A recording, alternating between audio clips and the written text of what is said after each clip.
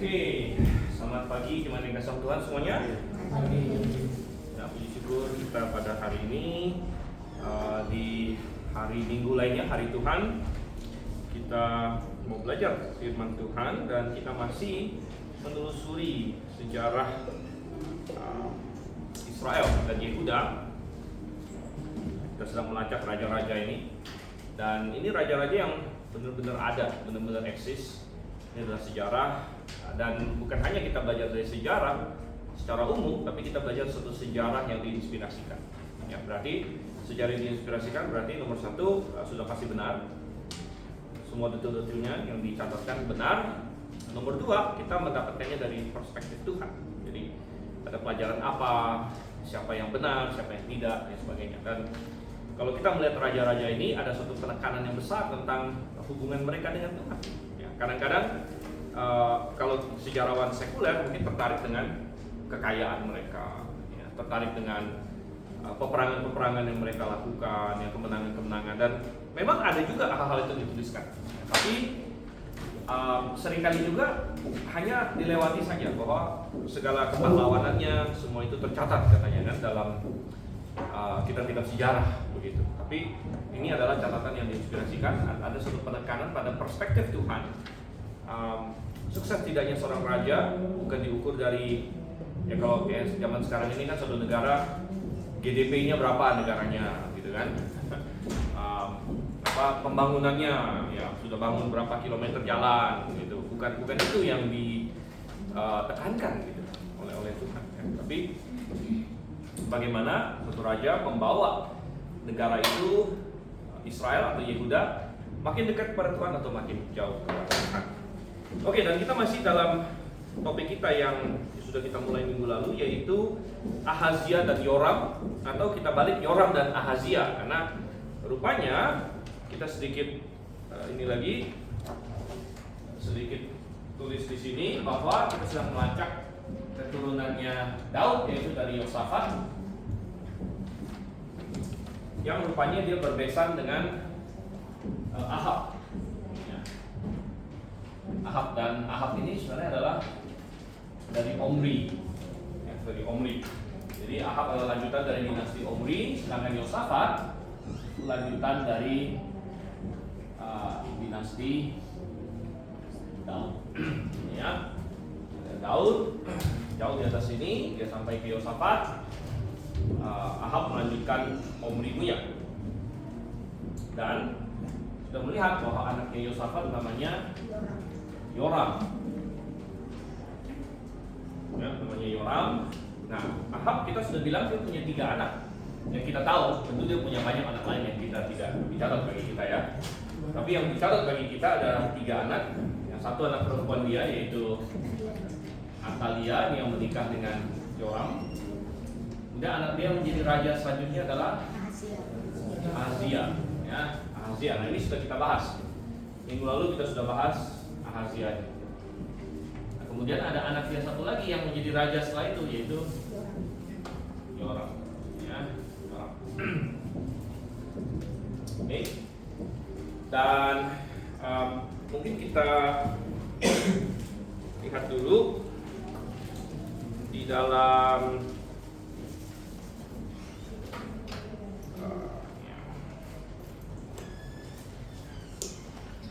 kita lihat di 2 Raja-Raja. Kita buka 2 Raja-Raja pasal 8. Kita akan lihat ayat 16 sampai dengan ayat yang ke-24. 2 Raja-Raja pasal 8 ayat 16 sampai dengan ayat yang ke-24. Ini sudah kita baca minggu lalu, tapi saya ajak kita ulang sekali lagi, enggak apa-apa. Karena demikian. Pada tahun kelima pemerintahan Yoram, putra Ahab, raja Israel, dan Yosafat adalah raja Yehuda. Yoram, putra Yosafat, raja Yehuda, mulai memerintah sebagai raja. Ia berumur 32 tahun pada waktu ia menjadi raja, dan selama 8 tahun ia memerintah di Yerusalem. Ia mengikuti langkah hidup raja-raja Israel seperti yang dilakukan keluarga Ahab, ia beristri anak Ahab, yang melakukan apa yang jahat di mata Tuhan. Meskipun demikian, Tuhan tidak mau memusnahkan Yehuda, karena Daud hambanya sesuai dengan janjinya kepada Daud bahwa ia hendak memberikan keturunan kepadanya dan anak cucunya selama-lamanya. Pada zamannya Edom memberontak terhadap kekuasaan Yehuda dengan mengangkat seorang raja atas mereka sendiri. Yoram menyeberang ke Zair bersama seluruh tentaranya. Pada waktu malam ia bangun, lalu bersama para kepala pasukan kereta ia menerobos barisan orang Edom yang mengepung dia, tapi tentaranya melarikan diri pulang ke kemah mereka. Demikianlah Edom memberontak terhadap kekuasaan Yehuda sampai sekarang ini. Lalu Libna juga memberontak pada masa itu. Selebihnya dari riwayat Yoram dan segala yang dilakukannya, bukankah semuanya itu tertulis dalam kitab sejarah raja-raja Yehuda? Yoram mendapat perhentian bersama dengan nenek moyangnya dan ia dikuburkan di samping nenek moyangnya di kota Daud. Lalu Ahazia anaknya menjadi raja menggantikan dia. Oke, kita berdoa dulu. Kita minta maklumat, kita berdoa. Kita berdoa, Tuhan, terima kasih Tuhan, kita ucap syukur buat pagi hari ini kami bisa berkumpul Tuhan pada pagi hari ini untuk belajar firman-Mu. Kiranya Engkau terangi hati kami dengan kami hamba. Berdoa juga buat Pak Steven yang akan mengajarkan, berikan dia kemampuan, manfaat-Mu supaya bisa menjelaskan firman Tuhan yang baik. Terima kasih Tuhan, ya dalam nama Tuhan Yesus kami mengucap syukur. Amin. Amin. Oke, baik. Itu kalau sengaja nggak dinyalain ya? Agak panas ya? Ada berasa panas ya? Ya, sebab pertama baru masuk. Oh, dinyalain aslinya ya?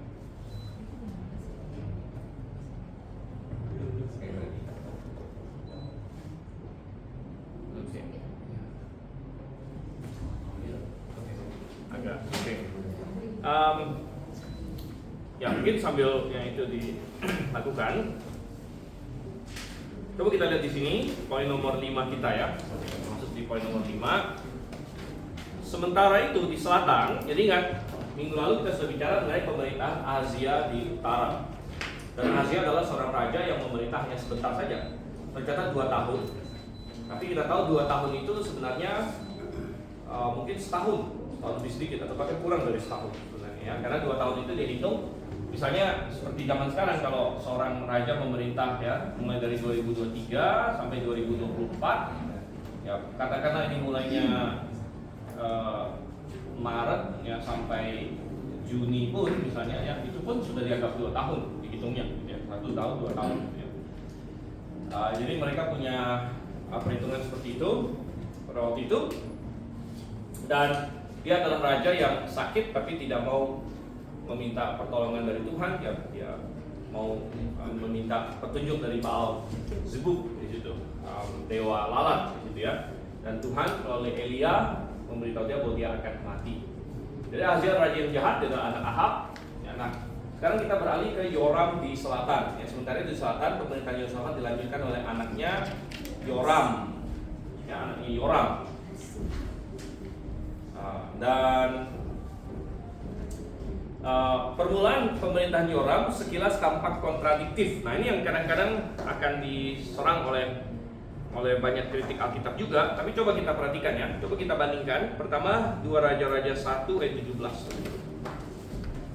2 Raja-Raja 1 ayat 17.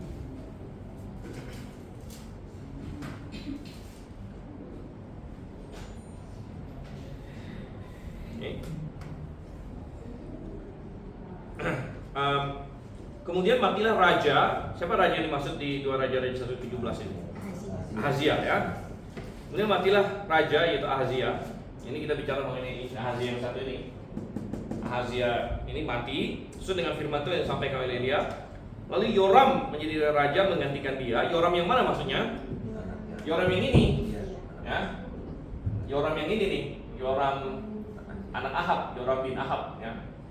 Nah, Yoram bin Ahab menjadi raja menggantikan Ahazia ya.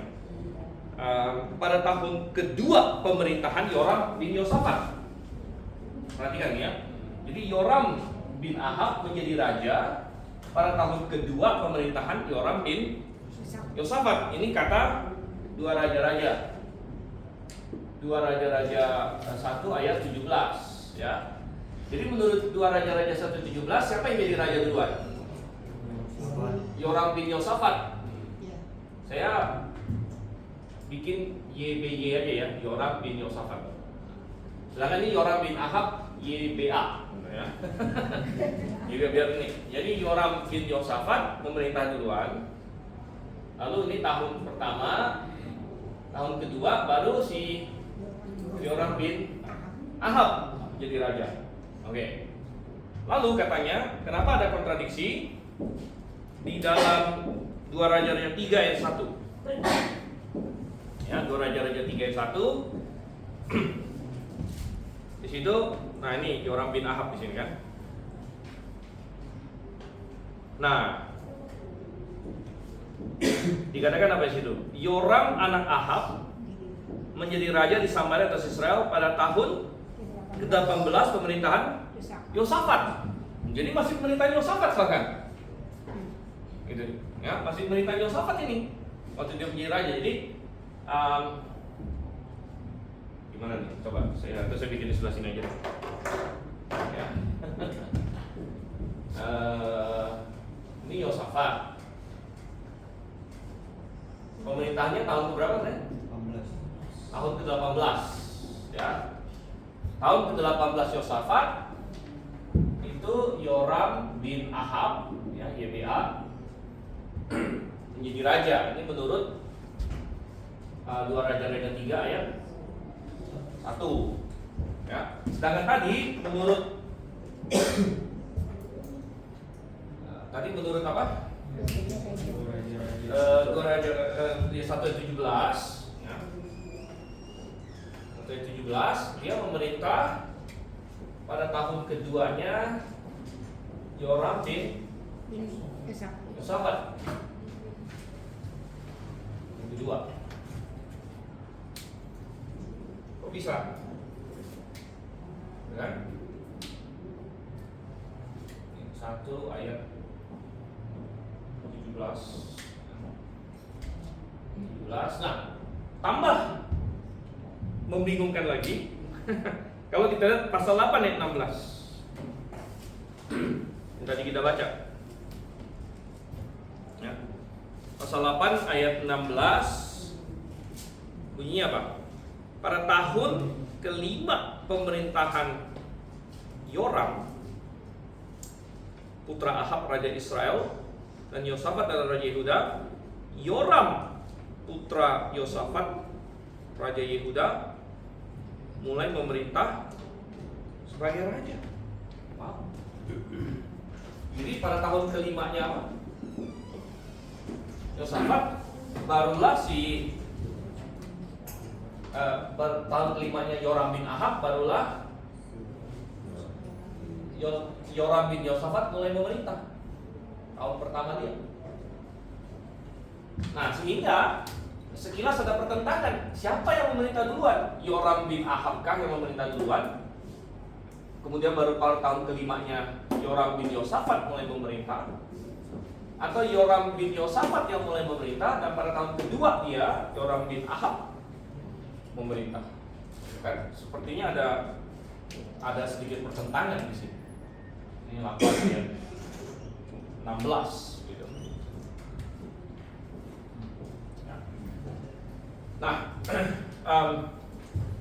sepertinya ada pertentangan, tapi sebenarnya tidak. Sebenarnya tidak ada pertentangan, ya. Jawabannya adalah bahwa Yoram diangkat Yosafat untuk menjadi raja bersama. Ya, raja bersama ini istilahnya correct now. Ya, correct now. Jadi rupanya ini adalah suatu praktek yang banyak dilakukan oleh raja-raja pada zaman dulu untuk memastikan suksesinya. Ketika suatu raja mau pergi melakukan sesuatu yang berbahaya di mana dia ada kemungkinan mati lain sebagainya, dia sudah angkat duluan yang dia mau sebagai penggantinya untuk menjadi raja juga gitu, bersama dengan dia. Jadi kayak raja kecil gitu ya, raja kedua lah begitu. Nah, ini disebut sebagai correct now. Sehingga kalau terjadi apa-apa kepada sang raja, nggak ada perebutan kekuasaan gitu. Ya, jadi ini sudah jelas gitu siapa rajanya, itu sudah diangkat menjadi raja lah istilahnya gitu ya. Nah, ini dilakukan oleh banyak raja pada waktu itu, bukan hanya di Israel. Ya.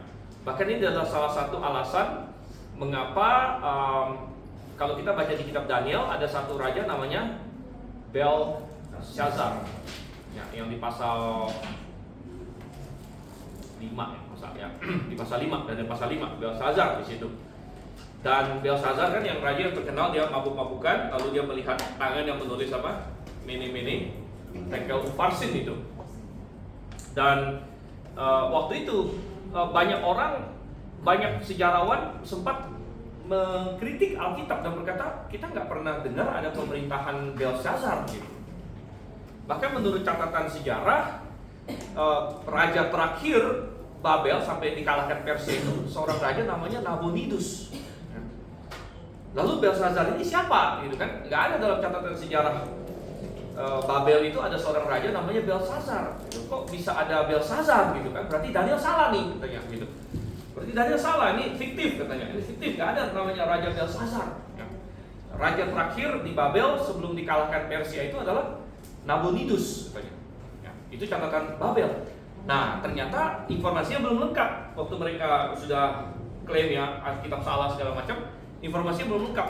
Penemuan lebih lanjut lagi menemukan ternyata Belshazzar itu memang anaknya Nabonidus begitu. Dan di akhir-akhir kekuasaannya Belshazzar sudah diangkat menjadi raja bersama dengan Nabonidus. Karena Nabonidus pergi berperang, jadi Belshazzar itu raja kedua, dan itu menjelaskan kenapa waktu Belshazzar mau kasih hadiah kepada siapapun yang mampu untuk menafsirkan tulisan itu. Coba kita buka deh di Daniel sini ya. Ini ada hubungan sedikit. Coba lihat di Daniel pasal 5.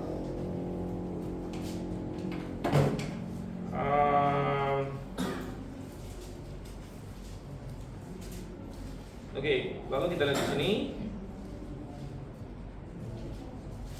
Misalnya ya, ayat ke-7, waktu Belshazzar kasih sayembara, siapapun yang bisa, ini dikatakan, kemudian berseluruh raja dengan keras supaya para tukang jambi, para kasdim, para ahli nujum dibawa menghadapnya. Pasal 5 ayat 7 Daniel. Raja berkata kepada para orang bijaksana di Babel itu, setiap orang yang dapat membaca tulisan ini dan dapat memberitahukan kepada maknanya, padanya akan dikenakan pakaian dari kain ungu, pada lehernya akan dikalungkan rantai emas, dan di kerajaanku ia akan mempunyai kekuasaan sebagai orang katanya nomor 3. Nah, ini sangat menarik ya, karena kenapa Belshazzar kayak menjanjikan di dalam kerajaanku dia akan menjadi orang nomor 3 loh. Kok nomor 3 gitu? Kenapa nggak nomor 2 aja gitu? Nah, ini menjadi jelas ketika beriringan dengan penemuan arkeologi, oh ternyata Belshazzar sendiri adalah orang nomor 2 sebenarnya. Dia adalah raja, dia sudah diangkat raja, tapi raja bersama gitu. Jadi istilahnya koreknal waktu itu ya, koreknal jadi memerintah bersama ya. Koreknal di sini ya, raja koreknal jadi memerintah bersama. Jadi bapaknya masih nomor 1 si Nabonidus, dia nomor 2. Makanya yang bisa dia janjikan itu cuma posisi nomor 3 gitu juga ya. Pokoknya siapa yang berhasil menjawab teka-teki mene-mene tekel uparsin ini, ya dia belum tahu itu mene-mene tekel uparsin waktu itu ya. Siapa bisa menerjemahkan tulisan ini, dia akan dikasih kekuasaan sebagai orang nomor 3 katanya sih. Jadi ini adalah suatu praktik yang sering dilakukan oleh raja-raja pada waktu itu. Dan sepertinya berdasarkan apa yang kita baca di 2 Raja-Raja 1, 3 ayat 1 sampai 16 ini, kita bisa menjelaskan kenapa terjadi sepertinya kontradiksi, tapi bukan kontradiksi. Ini adalah karena yang satu ayat menghitung waktu Yoram bin Yosafat diangkat menjadi raja semasa Yosafat masih hidup sebagai koreknal, ya, sebagai koreknal. Jadi kita lihat rupanya Yoram diangkat menjadi raja bersama bapaknya Yosafat, koreknal itu pada tahun ke-17. Pada tahun ke-17-nya Yosafat. Dan kenapa? Ya, ini berhubungan dengan kenapa Yosafat mau mengangkat Yoram anaknya menjadi koreknal? Kalau kita teliti lagi Alkitab, kita dapatkan pada waktu itulah Yosafat pergi berperang bersama dengan Ahab di Ramot Gilead itu, gitu. Ya, jadi rupanya Yosafat ambil ini juga hati-hati juga gitu. Dia tahu dia mau pergi berperang. Dia tahu dia bisa saja dia mati. Ingat bahwa Nabi Mika sudah memperingatkan Ahab akan mati gitu. Nah Ahab nggak percaya, Yosafat ini pasti agak bimbang-bimbang karena sebenarnya dia percaya kan, dia sebenarnya percaya ini firman Tuhan, ya. Cuman dia nggak tahu kenapa dia nggak stop si Ahab ya. Dia sebenarnya percaya firman Tuhan. Firman Tuhan nggak bilang dia mati atau enggak, firman Tuhan bilang Ahab mati. Ya. Apakah mati? Nah Yosafat sepertinya dia agak was-was. Dia mengangkat Yoram anaknya menjadi raja bersama dia di tahun 17. Sehingga tahun keduanya, jadi kalau dihitung, ini adalah tahun pertamanya Yoram. Ya, sehingga tahun ke-18-nya Yosafat yang tadi dikatakan 3 ayat 1 adalah tahun keduanya Yoram sebagai raja yang koreknal ini. Gitu. Dan semuanya cocok. Ingat bahwa di sini Ahab mati. Ahab mati di Ramot Gilead dan digantikan oleh anaknya siapa? Ahazia memerintah dari kita bilang cuma satu tahun realnya. Ahazia memerintah 1 tahun, maka tahun berikutnya Yoram bin Ahab naik, makanya tahun keduanya si Yoram bin Yosafat di sini, gitu ya. Jadi cocok di sini semuanya. Nah, lalu kenapa yang di 8 ayat 16 berbicara pada tahun kelimanya Yoram ini dia baru menjadi raja. Nah ini adalah dia menjadi raja yang sendiri gitu, yang karena bapaknya sudah meninggal, dia menjadi raja yang memerintah sendirian adalah di tahun kelimanya Yoram bin Ahab. Ya. Berarti koreknal ini secara kekuasaan mirip wakil gitu. Sebenarnya, iya sebenarnya, tapi sudah dikasih titel raja gitu. Dikasih titel raja ya, raja. Jadi kalau wakil kan jelas-jelas ada nama wakilnya gitu kan. Kalau ini kan memang kayak udah dianggap raja juga gitu. Ya, tapi orang tahu itu memang raja di bawah ininya sih, di bawah bapaknya gitu. Ya. Oke, jadi memang ada banyak ya. Artinya pertanyaan yang sering ditanyakan di satu raja. Pokoknya di kitab-kitab sejarah deh ada banyak masalah tahun-tahun dan sebagainya, dan kita akan ketemu lagi nanti. Dan banyak orang yang sering menyerang Alkitab seperti itu, tapi setelah dicocokkan ternyata Alkitab tidak salah, ya. Jadi ini suatu kesaksian yang luar biasa di sini. Oke, bahkan bisa jadi ini terjadi 2 kali. Jadi ada indikasi juga bahwa setelah dia diangkat jadi raja koreknal ini, ya, lalu kan bapaknya pulang dengan selamat akhirnya kan. Nah, jadi dia kayak mundur setelah dia mungkin memerintah 1-2 tahun, dia mundur lagi jadi pangeran biasa mungkinnya. Lalu diangkat lagi jadi koreknal lagi ketika rajanya mau pergi berperang lagi. Begitu. Nah, perang yang kedua yang dilakukan oleh Yosafat. Jadi Yosafat ada terlibat dalam 2 peperangan yang kita tahu ya, yang tercatat, yaitu satu di Ramot Gilead. Nah, ini yang di Ramot Gilead ini ya, perang di Ramot Gilead. Nah, satu lagi adalah perang di sini belakangan, yaitu di perang melawan Moab. Ya, perang melawan Moab.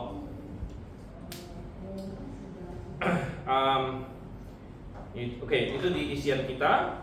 Ya, karena Yosafat pergi berperang pertama bersama Ahab di Ramot Gilead dan kedua bersama dengan Yoram yang satu ini. Jadi memang agak membingungkan karena kalau kita ngomongin Yoram kita harus perjelas Yoram yang mana. Gitu. Jadi Yosafat pernah pergi berperang bersama dengan Yoram bin Ahab melawan Moab, dan itu ada tercatat di ini di pasal 3 ya. Di 2 Raja-Raja pasal 3.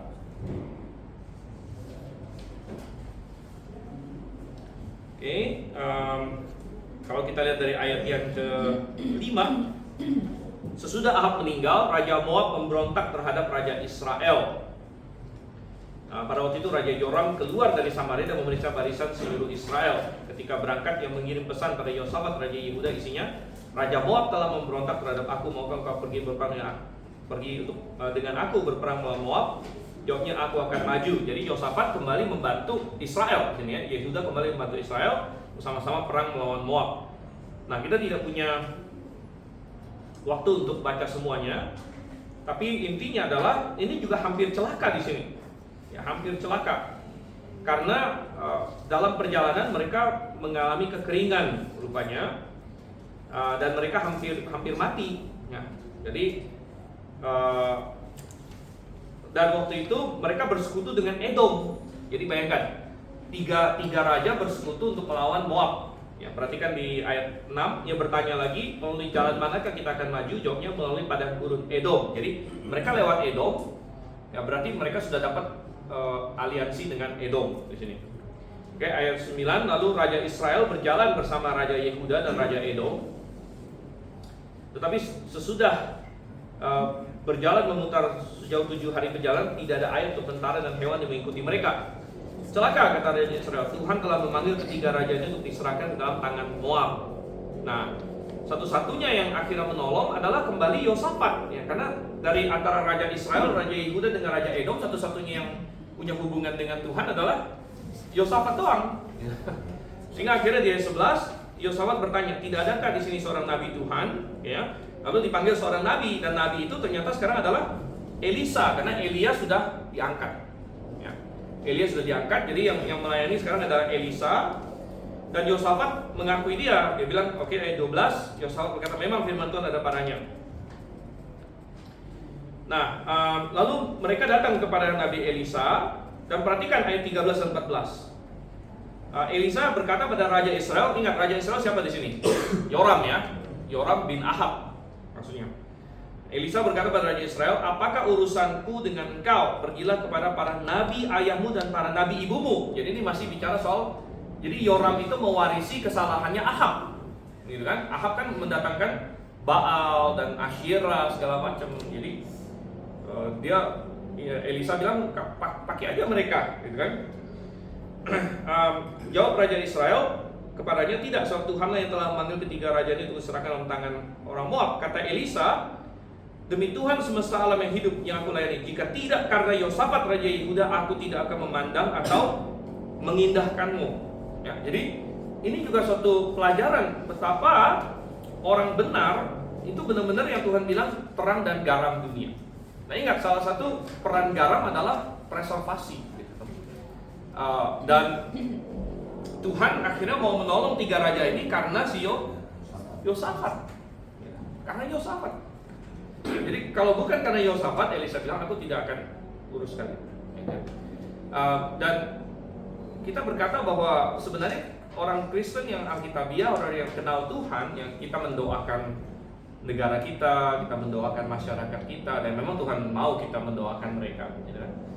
Kita mengusahakan kesejahteraan tempat di mana kita berada dan lain sebagainya. Itu benar-benar kita jangan berpikir kita tidak ada efeknya, gitu sebenarnya.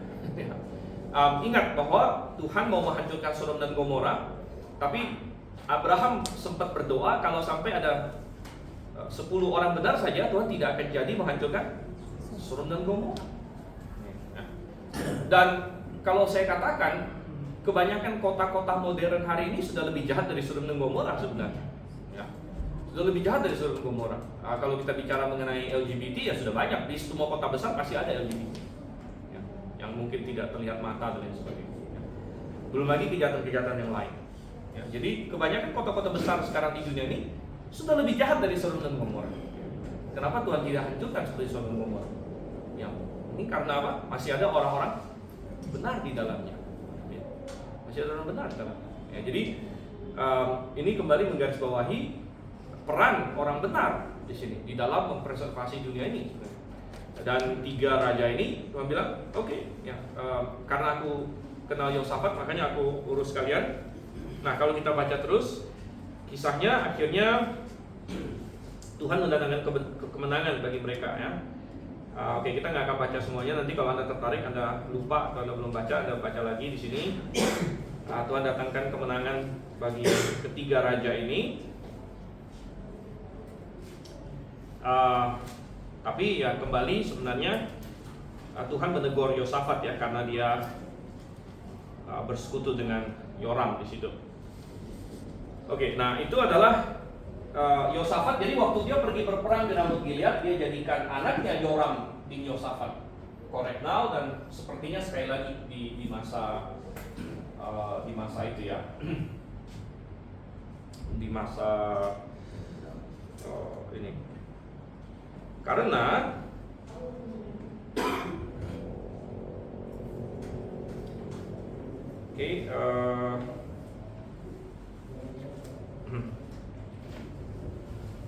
dan coba kita lihat sekarang.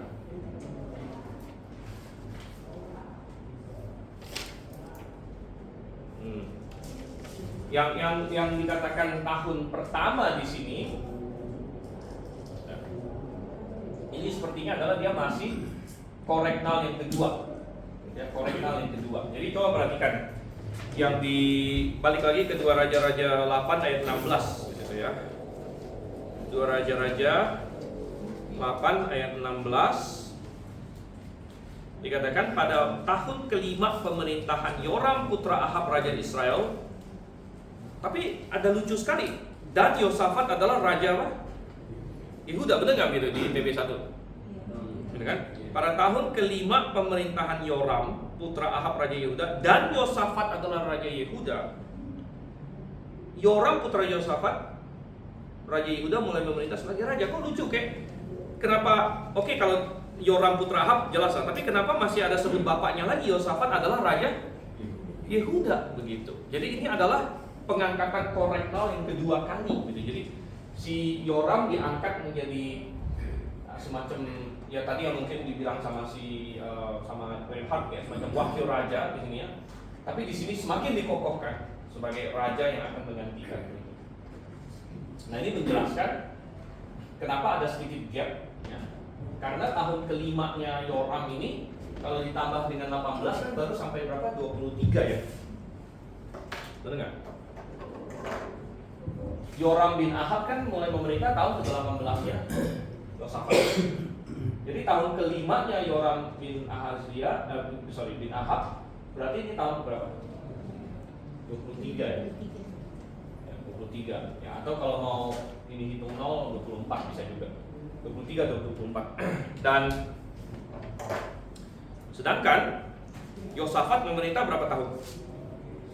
Masih ingat kayak itu? Yosafat memerintah 25 tahun. 25 tahun. Sebenarnya Yosafat memerintah 25 tahun. Nah, jadi kita bilang ini adalah kali kedua dia diangkat menjadi koreknal di sini. Ya, makanya agak sedikit aneh formatnya di dalam 2 Raja-Raja 8 ayat 16, bunyinya pada tahun kelima pemerintahan Yoram putra Ahab dan Yosafat adalah raja Yehuda. Jadi seolah-olah bapaknya masih hidup gitu. Bapaknya masih hidup di situ. Nah, jadi ini untuk memperjelas. Oke, nah masuk ke poin yang ke-6 ya. Ini masuk poin yang ke-6.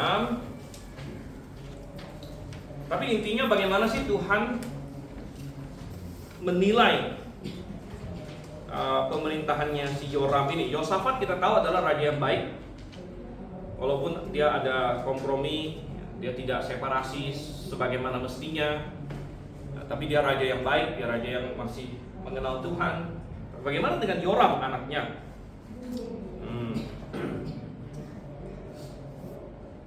Dia adalah raja yang jahat. Ya, tadi sudah kita baca, dia adalah raja yang jahat. Coba perhatikan, dia membunuh siapa di sini? Ya, coba kita buka 2 Tawarik pasal 21. Ya, dan dia melakukan suatu hal yang sangat keji sekali di sini. Ingat bahwa sebenarnya kekuasaan dia tidak terancam ya. Karena 2 kali dia diangkat jadi raja, pas bapaknya masih hidup aja dia sudah dinyatakan dialah yang akan meneruskan. Gitu, ya. Dia yang akan meneruskan kerajaan bapaknya. Tapi kita lihat 2 Tawarik 21 mulai dari ayat 2 di sini ya. Saya bacakan, saudara-saudara Yoram, anak-anak Yosafat ialah Azaria, Yehiel, Zakaria, Azariahu, Mikhael, dan Sefatia. Mereka semua anak-anak Yosafat raja Israel. Ayah mereka memberi mereka banyak pemberian berupa emas dan perak dan barang-barang berharga, juga kota-kota berkubu di Yehuda. Tetapi kedudukan sebagai raja diberikannya kepada Yoram karena dialah anak sulungnya. Ayat 4, perhatikan. Sesudah Yoram memegang pemerintahan atas kerajaan ayahnya dan kokoh kedudukannya, ia apa? Membunuh semua saudaranya. dan juga beberapa pembesar Israel dengan pedang. Ya. Lompat sedikit ke ayat 6, ia mengikuti langkah hidup raja-raja Israel seperti yang dilakukan keluarga Ahab, sebab ia memperistri anak Ahab yang melakukan apa yang jahat di mata Tuhan. Jadi luar biasa sekali, dia membunuh semua saudaranya. Ini adalah tindakan orang yang sangat kejam ya.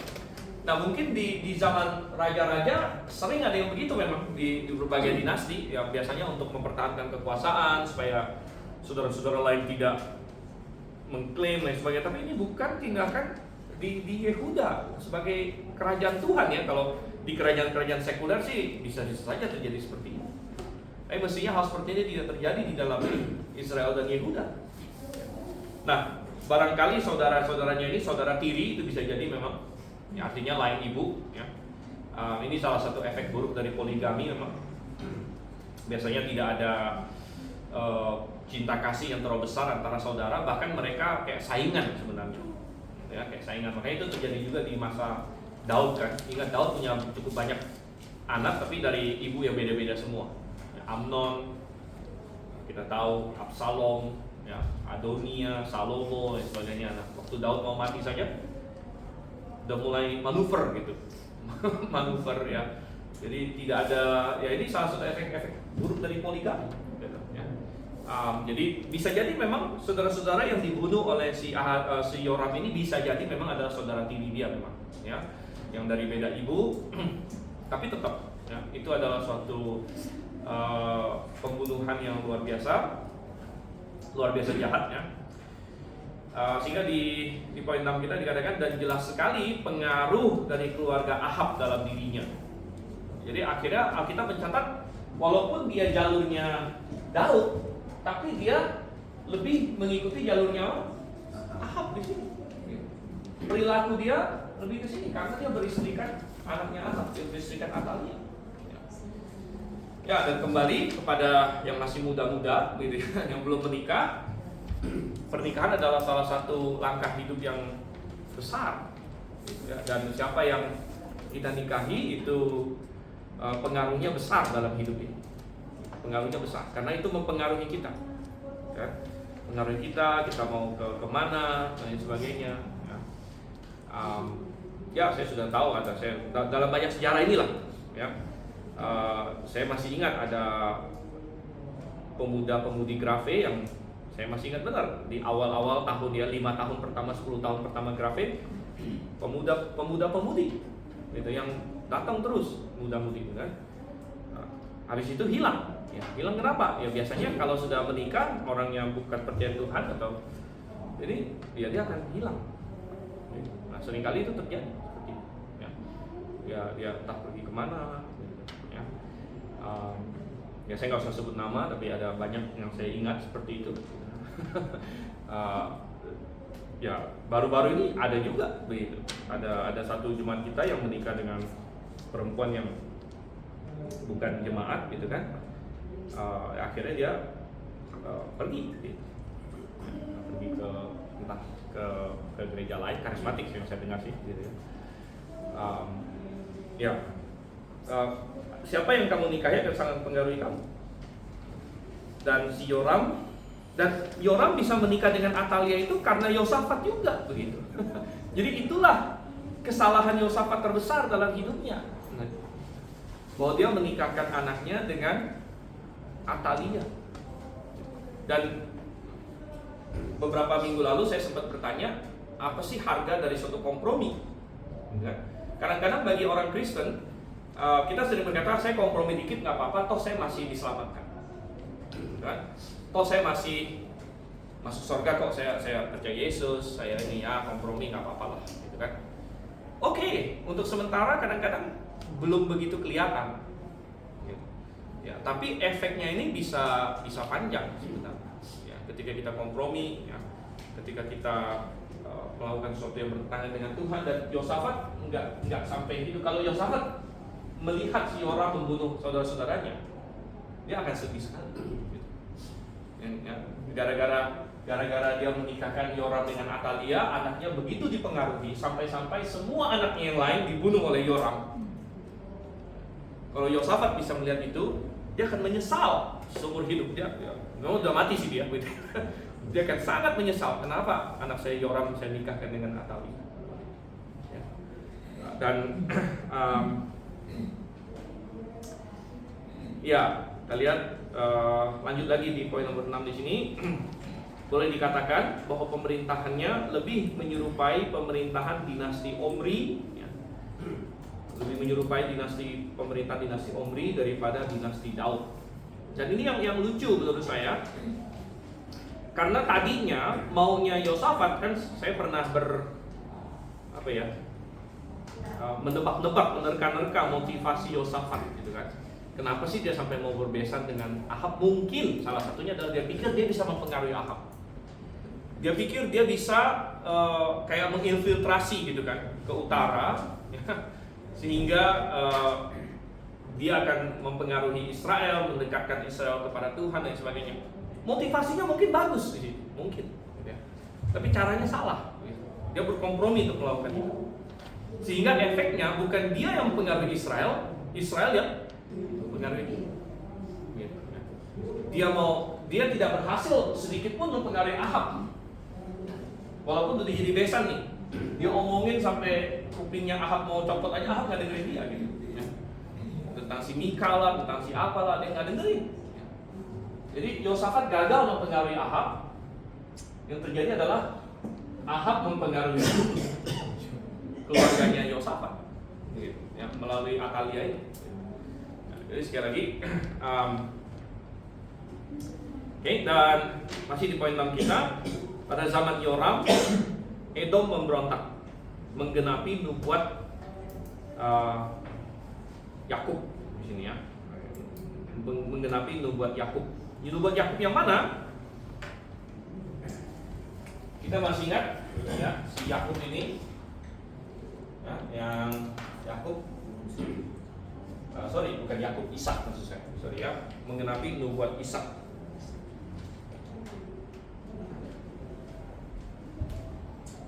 Nubuat Ishak, maksudnya Ishak ya.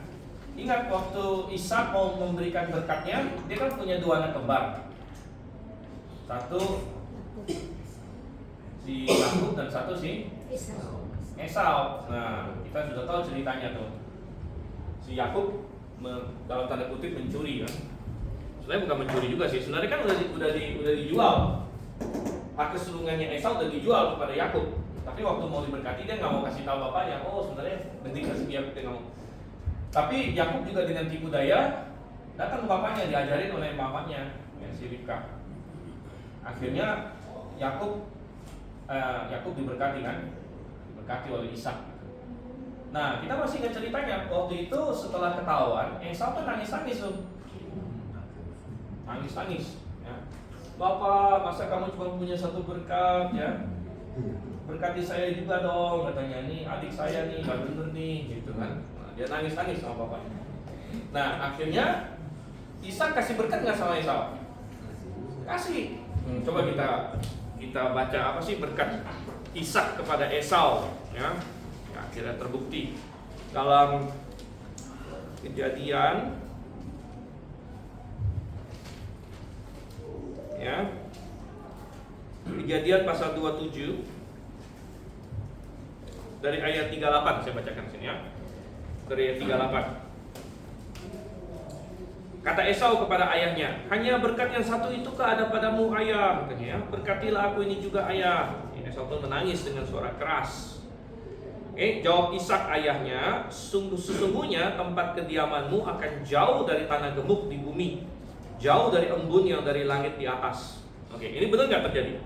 Benar, karena akhirnya Esau ini kan menjadi yang namanya Edom. Nah, Edom itu adanya di daerah selatan Israel, itu daerah yang ini ya, perbukitan dan agak gersang memang. Gersang lah ya.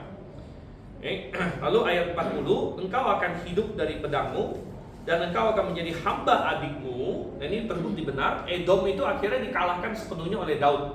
Di zaman Daud, Edom dikalahkan ya.